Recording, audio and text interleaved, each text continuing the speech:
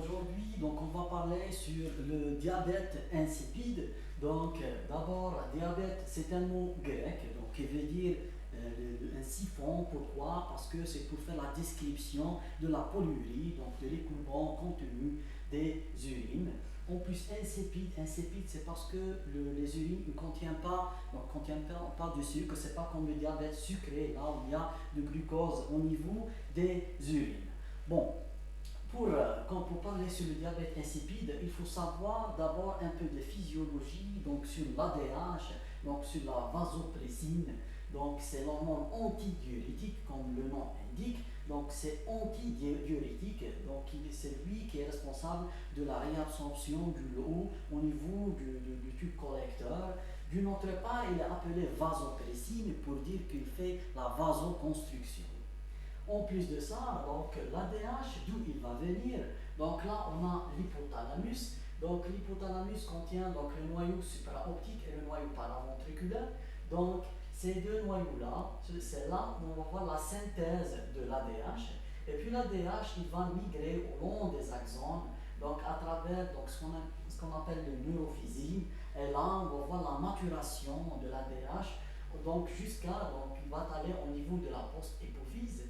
Et là, on va voir la libération de l'ADH au niveau du sang. Là, ce qu'il faut savoir, c'est qu'au niveau, pourquoi la post-hypophyse, c'est pas elle donc, qui va être responsable de la sécrétion de l'ADH, parce qu'il n'y a pas de corps cellulaire. Ici, les corps cellulaires sont au niveau de l'hypothalamus. En plus de ça, il faut savoir qu'au niveau de l'hypothalamus, on a des osmorécepteurs, parce que pour qu'on va libérer de l'ADH, il faut avoir soit une osmolarité, on va voir une augmentation du nombre des osmoles au niveau du sang, et donc le corps il va utiliser l'ADH pour réabsorber de l'eau, pour faire diminuer l'osmolarité au chiffre physiologique qui est autour de 280 milliosmoles. Bon, il faut savoir que ces osmorécepteurs sont sensibles beaucoup plus au sodium et non pas au glucose et à l'urée, donc sont sensibles beaucoup plus au sodium. En plus de ça, pourquoi donc ces osmorécepteurs qui sont responsables de la régulation, de la libération de l'ADH sont localisés au niveau de l'hypothalamus, malgré que l'ADH, sa fonction c'est beaucoup plus au niveau rénal et elle est beaucoup plus au niveau des vaisseaux. Mais pourquoi les osmorécepteurs sont localisés au niveau de l'hypothalamus? Donc ça, c'est la réponse, c'est que ces osmorécepteurs, donc ils vont assurer la régulation de l'osmolarité. Mais cette osmolarité, elle va être bien régulée au niveau neurologique, au niveau cérébral, parce que la moindre variation de l'osmolarité au niveau neurologique, elle va provoquer un œdème cérébral, et là, c'est grave. C'est pour ça que les osmorécepteurs sont localisés au niveau de l'hypothalamus. Donc, on a dit que le premier stimulus et le principal stimulus, c'est une augmentation de l'osmolarité. En plus de ça, le deuxième stimulus, comme j'ai expliqué dans la vidéo des hyponatrémies, donc c'est l'hypovolémie. Et puis, par exemple, la douleur, elle peut stimuler la libération de l'ADH. Pourquoi? Parce que la douleur, si c'était atroce, elle peut provoquer un choc vagal. Et là, donc, l'ADH, il va faire la vasoconstriction, il va éviter cette vasodilatation, cette vasoplégie. Et donc, ce ADH-là, il va aller vers le néphron pour plus de précision au niveau du tube collecteur. Donc, il va venir par le sang. Puis il va se fixer au niveau de son récepteur, au niveau des cellules principales du tube collecteur, ce qu'on appelle le récepteur V2. Donc l'ADH, il va se fixer ici, et puis il va activer la protéine G stimulatrice qui va activer l'adénylate cyclase. L'adénylate cyclase, il va transformer l'ATP en AMP cyclique. L'AMP cyclique, il va activer la protéine kinase A qui, elle, qu'est-ce qu'elle va faire? Elle va faire la phosphorylation. Phosphorylation veut dire qu'elle va provoquer et elle va donner un aspect énergisé donc de ces vésicules qui contiennent les aquaporines 2. Donc quand on va provoquer la phosphorylation des aquaporines 2, ils vont se mobiliser, ils vont se fixer au niveau du pôle apical là pour faire la réabsorption du lot. L'eau il va entrer, alors pour qu'il va sortir, il va aller vers le sang, là on a des aquaporines qui ne sont pas 2 aquaporines 2, c'est aquaporine 3 et 4. Et là on va réabsorber de l'eau. Et pour réabsorber de l'eau, si toutes ces conditions sont ici, il faut avoir un gradient cortico-papillaire qui va être assuré par qui? Par le canal qui est présent au niveau de l'anse de Henle qui va assurer la réabsorption des sels. Il va faire un gradient cortico-papillaire qui est nécessaire à la réabsorption donc, de l'eau. Donc, en plus de ça, il faut savoir que l'ADH, cette ADH, elle a un TN de 10 à 30 minutes, ça veut dire dans 10 minutes, si tu vas doser l'ADH au niveau du sang, tu vas la trouver, elle est donc à sa moitié de sa concentration, après qu'elle va être libérée. Le métabolisme de l'ADH, il va être assuré par qui? Il va être assuré par le foie, donc c'est le foie qui va cataboliser, et même on va voir une élimination rénale de l'ADH. Ce qu'il faut savoir, c'est que l'ADH, donc on peut avoir un diabète insipide chez la femme enceinte. Pourquoi? Parce que ce ADH-là, il va être détruit et catabolisé par des peptidases qui vont venir du placenta. C'est pour cela qu'après la grossesse, le diabète insipide gestationnel, il va disparaître. Bon, donc dans le diabète insipide, le problème c'est qu'on a une absence de l'ADH. Et donc cette absence de l'ADH, elle va donner un syndrome polyuropolydipsique. Donc on va voir une diurèse qui est très importante, qui va dépasser les 3 litres par 24 heures. Et on va voir une polydipsie, le patient il a soif, il va boire beaucoup d'eau à cause de cette polyurie qui va stimuler par suite le centre de soif. Donc devant un syndrome polyuropolydipsique, qu'est-ce qu'on va faire? Donc on va faire une épreuve de restriction d'eau. Donc quand on va faire l'épreuve de la restriction d'eau, donc c'est pour quelle raison? C'est pour chercher est-ce qu'on a vraiment un diabète insipide ou on a un problème psychologique, ce qu'on appelle la potomanie.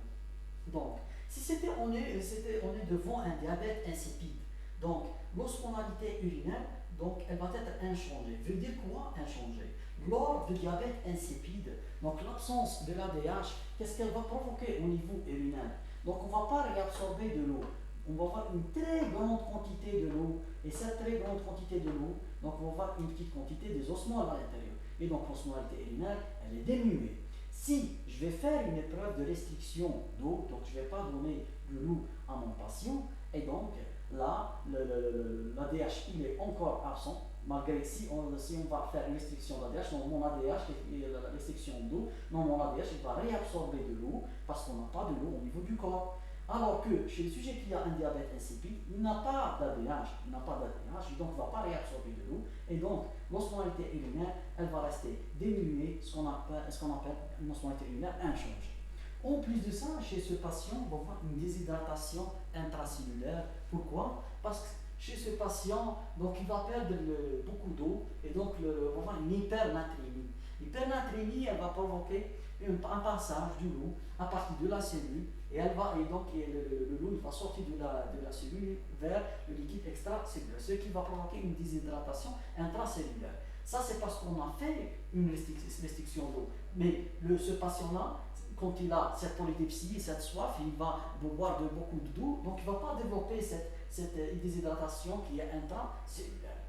Et donc, on va trouver une clairance d'eau qui est libre, veut dire, donc encore la diurèse, elle est augmentée parce qu'il n'y a pas d'ADH. Alors, dans la potomanie, là, on va trouver l'inverse. Parce que c'est le patient, il a un problème psychologique, c'est lui qui va boire beaucoup de l'eau et c'est lui qui va provoquer ce syndrome polyuropolydipsique. Donc quand je vais faire la restriction hydrique, là, le corps, donc qu'est-ce qu'il va faire? Donc il va libérer l'ADH et l'ADH il va réabsorber de l'eau. Quand il va réabsorber de l'eau, la quantité de l'eau elle va diminuer, donc là, l'osmolalité elle va augmenter.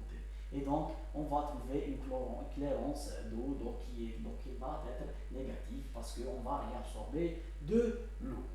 Après que je vais trouver que le diabète, après cette épreuve, si je vais trouver un diabète insipide, là, je vais faire un autre test qu'on appelle le test à la DDAVP, donc c'est la desmopressine. Donc, c'est un analogue de la vasopressine. Donc, après que je fais ce test-là, donc, soit le problème il va être central, soit il est néphrogénique. Central veut dire qu'il n'y a pas d'ADH. Donc il n'y a pas d'ADH, il n'y a pas de libération d'ADH à partir de la post-hypophyse. Néphrogénique veut dire l'ADH, il est là, mais il y a un problème au niveau de néphron, c'est pour cela néphro.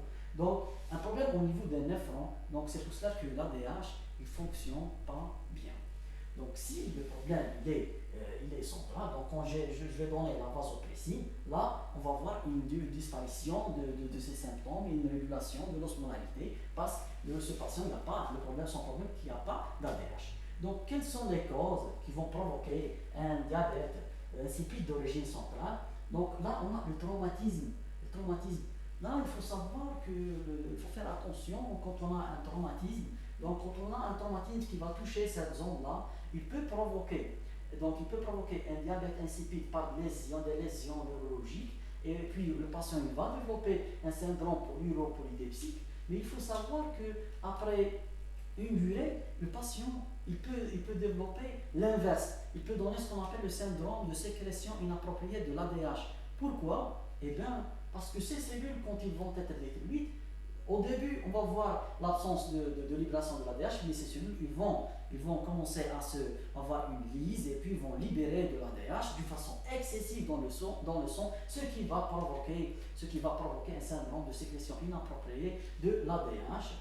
Et puis, donc, on peut avoir des tumeurs qui vont comprimer par exemple la tige, ou des tumeurs qui vont se développer au niveau de cette zone-là, ils vont altérer la libération de l'ADH, ou encore, on peut avoir des granulomes. Là, les granulomes, il faut penser à quoi? Il faut penser à la sarcoïdose, donc la neurosarcoïdose, parce qu'elle va former des granulomes au niveau du système neurologique qui peut altérer la libération donc, de l'ADH. Comme la cause elle est centrale, elle peut être génétique. Et là, le problème le plus souvent, il est au niveau du gène de neurophysine. Donc là, neurophysine qui vont va faire passer l'ADH jusqu'à la post-hypophyse. Le plus souvent, le problème il est au niveau de ce gène-là. Là, le diabète, quand il est central, là, qu'est-ce qu'on va faire? On va donner de la desmoplicine. Donc, on va donner un analogue de la vasopressine. Et puis, on va faire un immunogramme pour assurer qu'il n'y a pas de troubles ioniques. Ça, c'est le traitement quand elle est centrale. Et bien sûr, il faut traiter l'étiologie si elle était là. Et devant un diabète insipide central, il faut faire l'IRM parce qu'on va chercher les tumeurs et ces granulomes qui peuvent être ici. Et puis, quand je vais donner la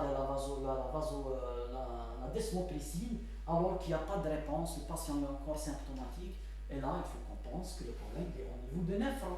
Et qu'est-ce qui peut altérer le néphron? Et donc, on a premièrement le lithium. C'est quoi le lithium? Le lithium, c'est un traitement qui est utilisé chez les sujets bipolaires. Donc, un sujet bipolaire qui est sous lithium, donc qui va développer un diabète insipide. Là, qu'est-ce qui va être le traitement? Le traitement ici, on va utiliser l'amyloride. Donc, c'est un diurétique. Mais pourquoi on va utiliser donc, ce amyloride? Eh bien, là, au niveau de la cellule principale, on a un canal, ce qu'on appelle l'ENaC. L'ENaC qui est celui donc, qui va assurer l'entrée de sodium, la réabsorption de sodium. Donc, ce lithium, quand on va l'utiliser, le lithium, il va arriver ici, il va entrer par l'ENaC, il va altérer la fixation de ces aquapolines 2 sur la membrane apicale.